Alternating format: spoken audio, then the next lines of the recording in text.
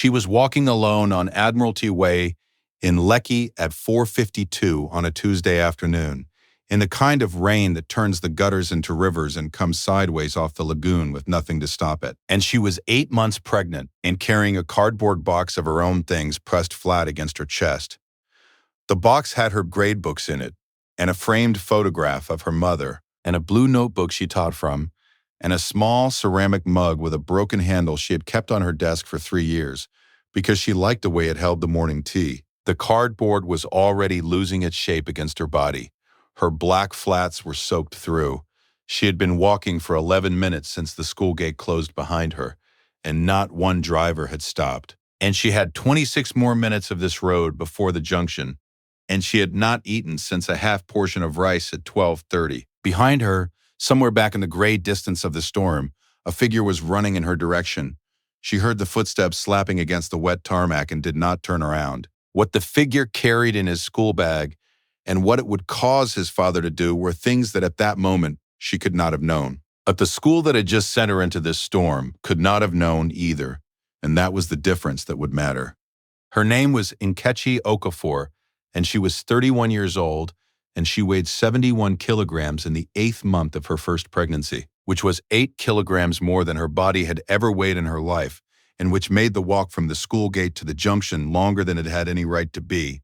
She taught English literature to Secondary 3 and Secondary 4 at Greenfield Academy, Lekki Phase 1, and she had done it for 4 years and 3 months. And she had done it well enough that 3 of her students had made it into the federal government colleges that this kind of private school usually produced 0 of. Because that kind of private school was usually more interested in producing the appearance of academic achievement than the thing itself. She wore a blue and white Ankara blouse she had bought from a woman at the Teju Show market for 3,500 naira, and she had washed it the night before and pressed it on the kitchen table before sleeping, and the pressing had not survived 1 hour in the Lekki rain.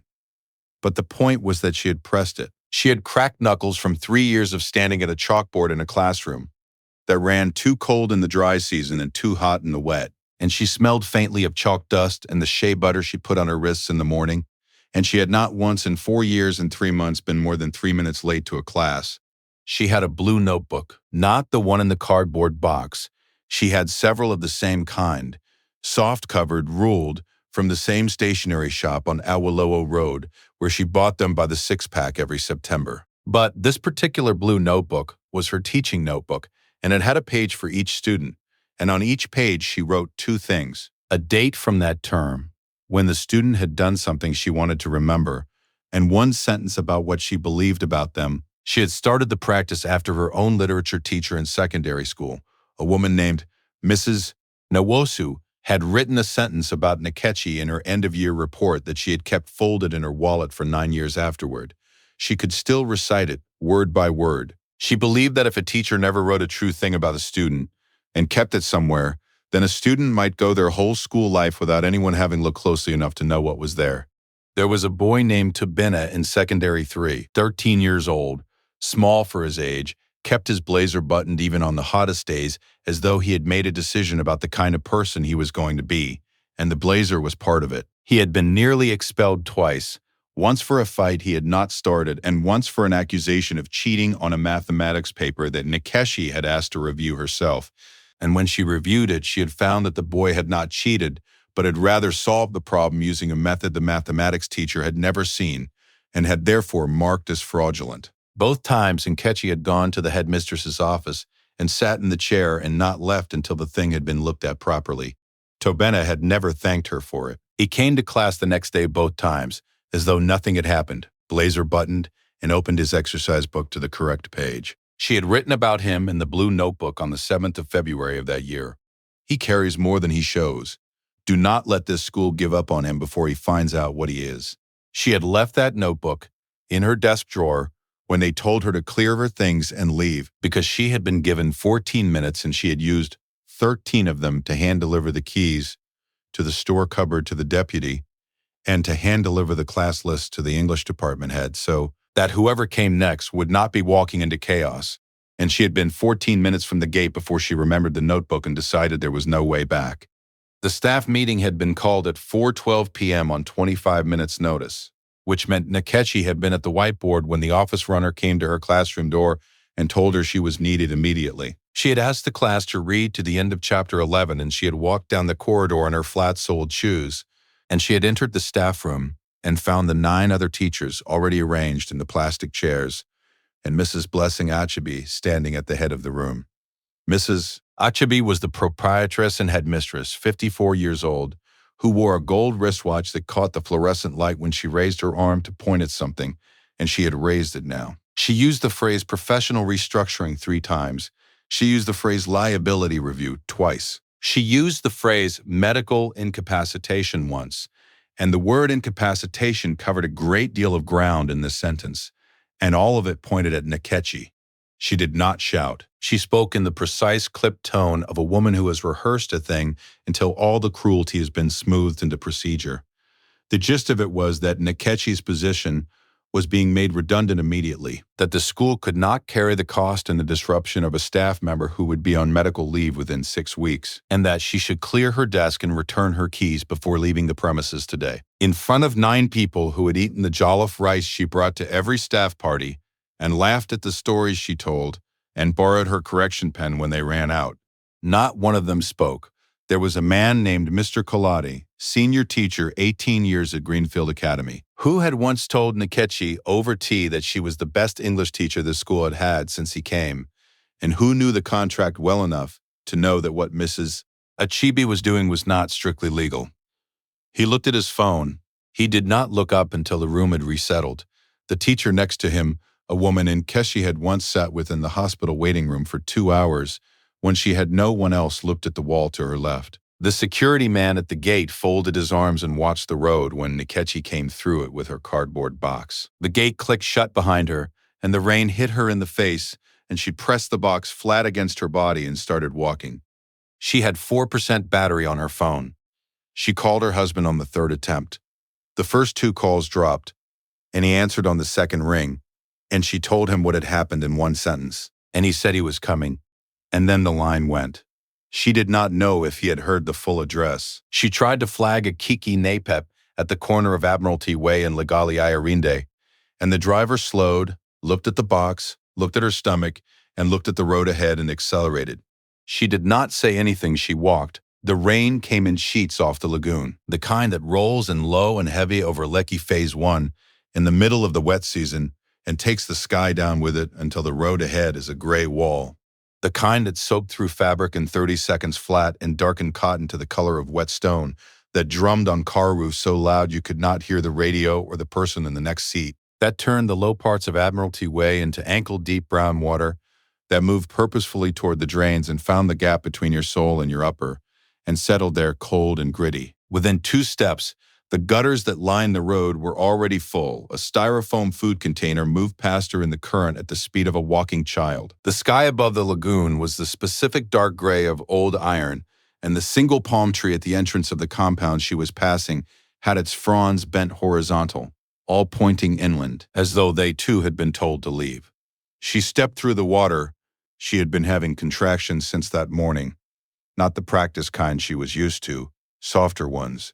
But since about 2 o'clock the interval had been 8 minutes, and by the time she reached the 3rd lamppost on Admiralty Way, the last contraction had been 9 minutes ago, and she was counting. She had been having contractions since that morning, not the practice kind she was used to, softer ones.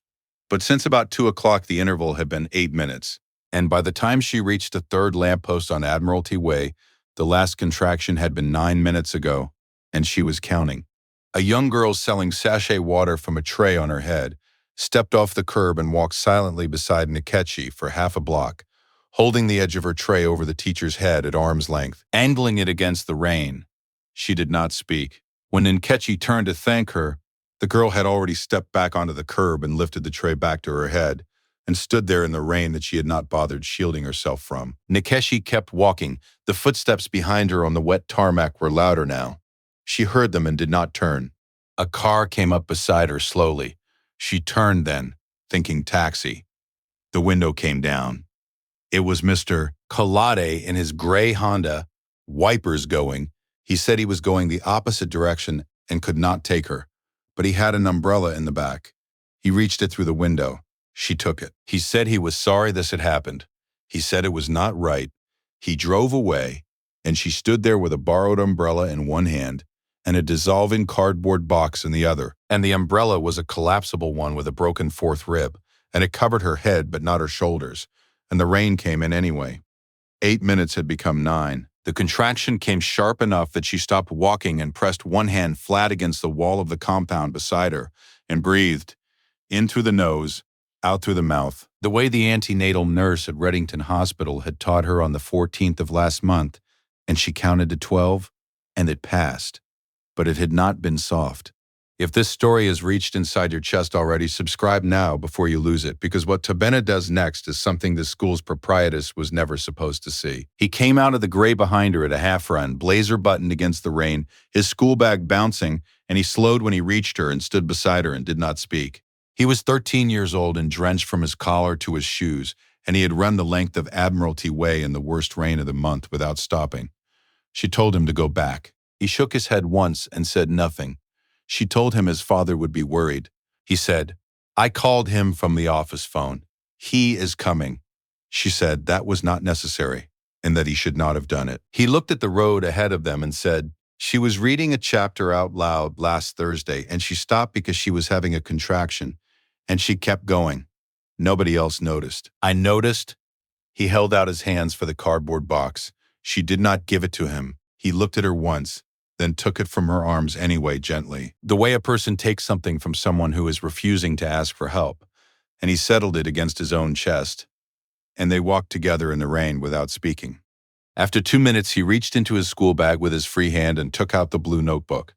He had gone back to her classroom after the gate guard told him what had happened before he ran, and he had opened her desk drawer and taken it because he knew the notebook was hers, and he had seen her reach for it at the start of every week, and he could not have said why it mattered, but it did. He held it out to her.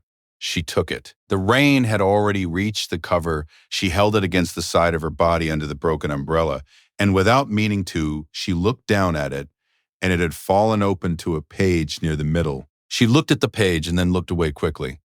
She did not say anything, but both her hands tightened on the spine of the book. He was watching the road.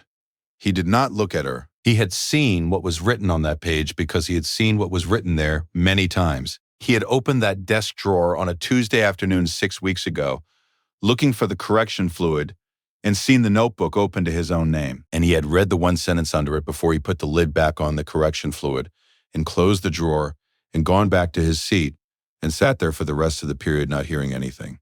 The teacher said he had read it so many times since then in his own memory that the words had worn a channel in him. He carried more than he showed. Someone had looked long enough to know it. The black Mercedes came up Admiralty Way slowly from behind them, hazard lights going, and it stopped. The man who got out was tall and wore a pressed white Adbada that was already dark at the shoulders from the rain he'd walked through to get to his door. Chief Dubem Ndukwe, 47 years old, ran a logistics company that had 14 warehouses between Lagos and Kano, and he had a reputation for stillness, for being the person in any room who moved least and decided most. He stood in the rain on Admiralty Way and looked at the woman with the broken umbrella and the cardboard box in his son's arms, and the blue notebook pressed to her side, and for a long moment he did not speak. He looked at his son. Tobena said very quietly, "She was the one, Dad. Not one of the other teachers, not the school, not the system. She." His father's eyes went to the blue notebook. He went very still. His wife had been a teacher. She had died 3 years and 4 months ago, on a Tuesday, of a complication that should not have killed her. And she had kept a notebook exactly like this. One, soft-covered, ruled. The same blue, with one true thing written about each student on each page. He had not been able to throw it away. It was in the drawer of the bedside table he hadn't opened since the Tuesday she died. He looked at the woman standing in front of him with that water running down her face and her hand on her belly, and he said 3 words, "Get in, please." Then he looked at his son. "Both of you." He drove her to Reddington Hospital himself. She was examined and the contractions were monitored, and a doctor told her she needed to rest for 48 hours and that she was not in active labor but that the stress of the afternoon had brought her close enough to count. Her husband arrived at 6:14 p.m. and took both her hands in both of his and did not let go for some time. Chief Ndukwe waited in the corridor. He did not go home until he had spoken to the husband, and before he left, he told the nurse at the desk to send any cost to him directly. There was no argument about this. He went home and sat in the kitchen for a long time, and then he opened a drawer and took out a different blue notebook and turned it to the last page written in, and sat with it for a while longer. Tobena came down for water at 11 p.m. and found his father still sitting there and sat beside him without speaking. The way you sit beside someone who is carrying something they have been carrying alone for 3 years and finally put down for a minute. He arrived at Greenfield Academy the following morning at 9 a.m. with a solicitor named Mr. Achike at his side. Mrs. Blessing Achebe met him in her office and offered him the visitor's chair and brought out the folder his team had been reviewing for 22 months. The proposal for a new science block, 50 million naira, the naming rights, and the board seat and the photograph of the two of them breaking ground. The chief sat down and placed the folder on the edge of the desk and looked at Mrs. Achebe for a moment, and then he put his 2 hands flat on the folder and tore it cleanly in half and laid both halves back on the desk. His hands did not shake. He did not raise his voice. He said, "You sent a pregnant woman into a storm with 14 minutes to pack 4 years of her life, and not one person in that building stopped it." He looked at the 2 halves of the folder. A building can be put up anywhere. You find another donor. What you dismissed yesterday cannot be replaced. He stood. Mrs. Achebe's hand was on the armrest of her chair. It gripped and released and gripped again.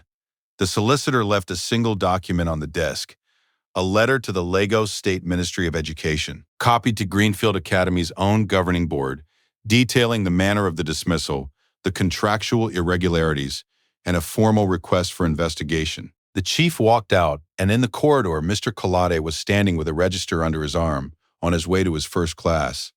And the 2 men looked at each other, and the chief kept walking. And Mr. Kolade stood there for a long moment before he continued to his class. The consequences were not dramatic. They were institutional and permanent, which is the only kind that hold. The Lagos State Ministry opened a review into Greenfield Academy's employment practices and found the dismissal unlawful, as Mr. Kolade had quietly known from the beginning, and the school was fined and required to implement a formal maternity protection policy and have it reviewed quarterly. For 2 years, the application for expansion that Mrs. Achebe had been pursuing for 18 months was shelved because 2 members of the relevant committee knew Chief Ndukwe well, and one of them had known his late wife, and word travels quietly in the right directions. The deputy headship that Mr. Kolade had been positioned for was not offered, because when the board asked which staff had been present and done nothing, his name appeared on every list, and it is difficult to lead people you watched from the safety of a phone screen. None of this was loud. There were no cameras, no confrontations, no speeches. It was the steady turning of something that had been out of alignment for a long time. Nkechi did not go back to Greenfield. She did not need to. 3 months after her daughter was born, on a Sunday at 6:42 in the morning, 3.1 kilograms, lungs that announced themselves clearly to everyone in that ward, she accepted a contract at Meridian College in Ikija, a school co-funded in part by the Ndukwe Foundation, where the contract had no clause about medical incapacitation, and her name was printed on every document and her position was secured in writing before she set foot in the building. She was given a classroom with a working heater and a desk with a drawer deep enough for her notebooks. She started a new blue one in September. Tobena came with his father to visit her before she started on a Saturday, and he brought her a fresh 6-pack of the same notebooks from the same Awolowo Road stationery shop and set them on her kitchen table and said nothing about it. Because he was 15 now and had decided some things did not need to be explained, she kept them. And the morning of her first day at the new school, she pressed her Ankara blouse on the kitchen table the way she always had, and she walked into her classroom and opened the register, and she turned to the first page, and she began.